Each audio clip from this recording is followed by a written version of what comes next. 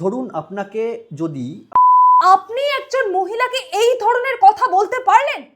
এই কে কোথায় তো পুলিশ ডাকো, মহিলা কমিশনকে খবর দাও। এই শুনুন, আমি এই পডকাস্ট করব না। এই আপনার মাইক কোথায়? আপনার মাইক হলো। এই ক্যামেরা বন্ধ করো, বন্ধ করো ক্যামেরা। নমস্কার, ওয়েলকাম টু ফালতু কথা।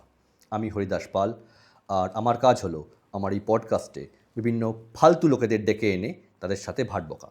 আর আজকে আমাদের সঙ্গে আছেন একজন বিখ্যাত নারী, সাহিত্যিক, থিয়েটার কর্মী, সমাজকর্মী, নারী কল্যাণ সমিতির প্রধান মিস গুপ্তা। নমস্কার। আপনি আমাকে নারী বললেন? হ্যাঁ, কারণ আপনি নারী, তাই। কেন আপনি নারী নন? অফকোর্স, অবশ্যই অবশ্যই আমি একজন নারী, 100% আমি একজন নারী। কিন্তু সেটা তো আমাকে দেখেই বোঝা যাচ্ছে। তার জন্য আলাদা করে জেন্ডার উল্লেখ করার কি কোনো দরকার ছিল? সরি। আর ওটা কি বললেন? আমাকে আপনি মিস বললেন? হ্যাঁ, কারণ আপনি তো একজন অবিবাহিত নারী, আর অবিবাহিত নারীদের তো মিস বলেই সম্বোধন করা হয়। ও, তা ম্যারিড আর আনম্যারিড পুরুষদের জন্য কি আলাদা কিছু আছে? আছে কিছু? না। ও, তার মানে মেয়েদের জন্যই এই বিভাজনটা? কেন, মেয়েদের পরিচয় কি শুধু বিয়ে দিয়ে ডিসাইড হবে? হ্যাঁ, আর আপনি তো আমার টাইটেলটাও ভুল প্রনাউন্স করেছেন। কেন, আপনি তো মিস গুপ্তা। না, আমি গুপ্তা নই, আমার টাইটেল হলো গুপ্ত। আমি আমার মায়ের টাইটেল ইউজ করি। তার মানে গুপ্ত আপনার দিদারও সারনেম? না, ওটা আমার দাদুর। আপনার দাদু তো একজন পুরুষ। যাই হোক, আমরা আপনার অ্যাচিভমেন্ট নিয়ে কথা বলি। বেটার। আপনার প্রথম বই ডিগিং ইনটু মেন, এটা তো প্রকাশের পরেই 10খানা এডিশন শেষ হয়ে গেছে। 14। সরি? ওটা 10 নয়, ওটা 14টা এডিশন। আচ্ছা আচ্ছা, সরি। বলছি, আপনার মাথায় এরকম একটা বই লেখার আইডিয়া এলো কি করে? Good question. দেখুন, ছোট থেকেই পুরুষদের প্রতি আমার প্রচন্ড উৎসাহ। পুরুষ এই জিনিসটা কিন্তু এক্সপেরিমেন্ট করার জন্য দারুণ একটা সাবজেক্ট। বেশ। তো এটা নিয়ে আপনি কীরকমভাবে শুরু করলেন? দেখুন, যখন আমি ক্লাস 9-এ পড়ি, হ্যাঁ ক্লাস 9, তখন থেকে কিন্তু আমার এই এক্সপেরিমেন্ট করাটা শুরু হয়েছে। মানে পুরুষদের সাথে নারীদের একটা সম্পর্ক, মানে নারীর সম্পর্ক নিয়ে এটা কিন্তু আমি তখন থেকেই শুরু করে দিয়েছি। এবং ওই সময় আমার যে সাবজেক্ট ছিল, আপনি কি বলতে পারেন, আমার class teacher. Class teacher. Class 9? Class 9, yes. তখন আপনার বয়স ওই হার্ডলি 13-14। দেখেছেন, এই 14 সংখ্যাটা বারবার চলে আসছে। যাই হোক, ওই বয়সেই আপনার ক্লাস টিচারের সাথে। এ বাবা, এক্সপেরিমেন্টের আবার কোনো বয়স টয়স হয় নাকি? হুম হুম হুম হুম, ঠিক ঠিক ঠিক ঠিক। তারপর? দেখুন, তারপর তারপর আমি বুঝতে পারলাম যে টক্সিক মেল কাকে বলে। আফটার অল সরকারি চাকরি করতো তো। টক্সিক কেন?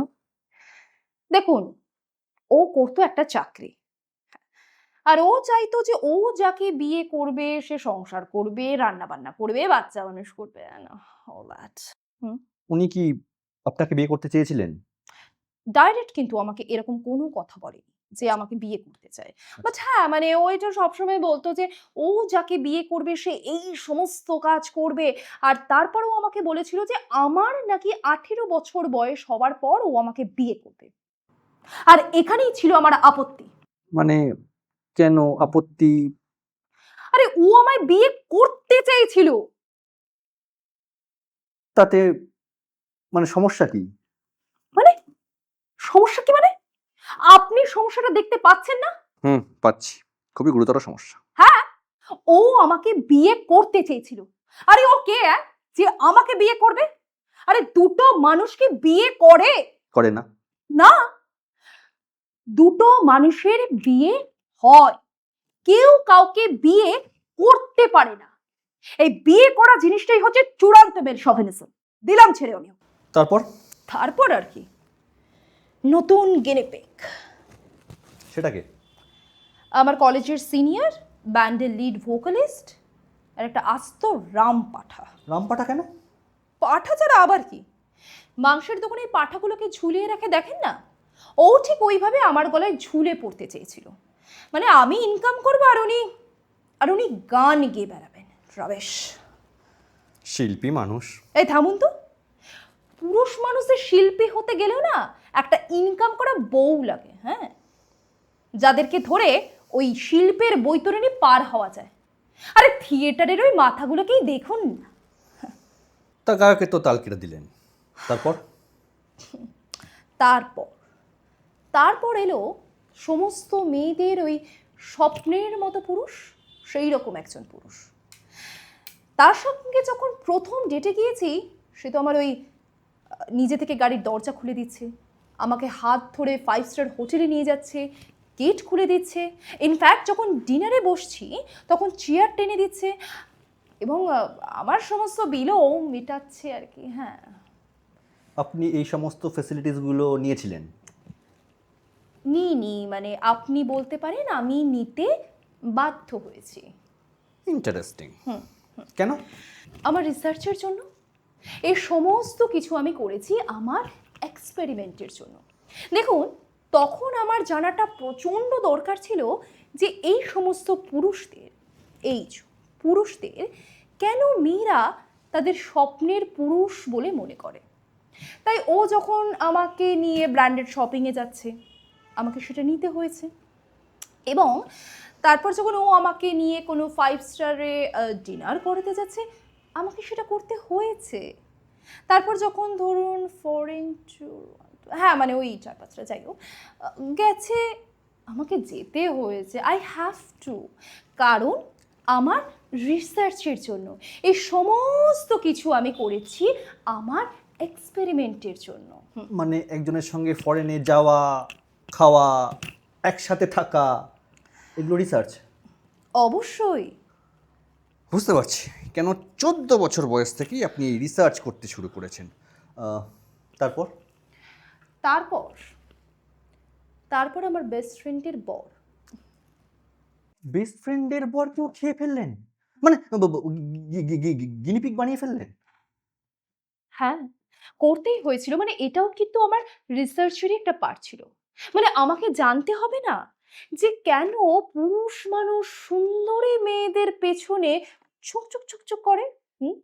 কেন ঘরে বউ আর দামড়া দামড়া এক গন্ডা বাচ্চা থাকতে সোশ্যাল মিডিয়ায় সিঙ্গল স্ট্যাটাস দেয়? হুম? ইন্টারেস্টিং। তো আপনার বন্ধু জানতে পারেনি? কেন পারবে না? আরে আমি তো ওকে জানিয়েছিলাম। মানে ওর বরের একটা লম্বা গদ গদ প্রেমের মেসেজ একদিন গিয়ে ওকে দেখিয়ে দিলাম। অফকোর্স মানে আমার রিপ্লাইটা দেখাইনি। ইন্টারেস্টিং। তারপর? তারপর আর কি, ওই মেয়েদের যা হয় আর কি, ফ্যাচ ফ্যাচ করে কান্নাকাটি শুরু করলো। দেখুন, মেয়েদের একটা সিম্পল ব্যাপার কি বলুন তো, বয়ফ্রেন্ড ল্যাং মারলো, ফ্যাচ। বড় বন্ধুদের সাথে পার্টি করতে গেছে, ফ্যাচ। আরে বাবা, তোরা কি ফ্যাচ ফ্যাচ করার জন্যই বড় হয়েছিস নাকি? হ্যাঁ, আচ্ছা আচ্ছা, তা আপনার বান্ধবীর এই ফ্যাচ বন্ধ করার জন্য আপনি কি উপদেশ দিলেন? Tit for tat. দেখুন, আমি ওকে গিয়ে বললাম যে দেখ, তোর বর যেটা তোর সাথে করেছে, তুইও এক্স্যাক্টলি সেটা তোর বরের সাথে কর। মানে বাইরে গিয়ে একটা প্রেম কর। কি সাংঘাতিক! আরে এটাও তো একটা এক্সপেরিমেন্ট। আমি বলতে চাইছি যে দেখুন, পুরুষরা যেটা নারীর সাথে করছে, নারীরা যদি সেটা পুরুষ মানুষের সাথে করে, তাহলে পুরুষরা কিভাবে রিয়্যাক্ট করে, এটাও কিন্তু আমাকে দেখতে হচ্ছে। হুম। কিন্তু এটার সম্বন্ধে তো হুম। আপনার ওই ডিগিং ইনটু মেন বইতে কিছু নেই? না নেই, এটা আমার অ্যাকচুয়ালি পরের পার্টে আসবে। পার্ট 2 যেটা বেরোবে সেটাই থাকছে। আসলে এই মুহূর্তে আমার মেইন কাজটা কি বলুন তো? মেইন কাজটা হচ্ছে, যেটা পরের বইয়ের জন্য আমি করছি, সেটা হচ্ছে যে দেখুন, যারা হাউসওয়াইফ, হুম? যারা বাড়িতে থাকে, বলতে পারেন যে সংসারের ঘানি টেনে যাচ্ছে, সেই সমস্ত মহিলাদের আমি উৎসাহিত করছি বাইরে বেরিয়ে একটা প্রেম করার জন্য। অনলি ফর মাই এক্সপেরিমেন্ট, পুরোটাই কিন্তু আমার রিসার্চের জন্য। এই রিসার্চটা হয়ে গেলেই বইটা বেরোবে। পুরুষদের প্রতি আপনি খুব একটা সদয় নন দেখছি। অফকোর্স, কেন হব? না না না, আপনি আমাকে বলুন আমি ওনাদের জন্য সদয় কেন হব? এই যে আপনি পুরুষ মানুষ কথাটা বলছেন, এই পুরুষ মানুষের কি এই পৃথিবীতে আদৌ কোনো দরকার আছে? হ্যাঁ? না, না, আছে কি? ধরা যাক এই যে আপনি একজন পুরুষ মানুষ। আপনি বেঁচে থেকে হাতি ঘোড়া কি হচ্ছে বলুন তো? না, না, কি হচ্ছে? সেটা আপনার আর একটা এক্সপেরিমেন্টের সাবজেক্ট, আমি সেখানে যাচ্ছি না। আমি বরং আপনাকে একটা শেষ প্রশ্ন করি। হুম।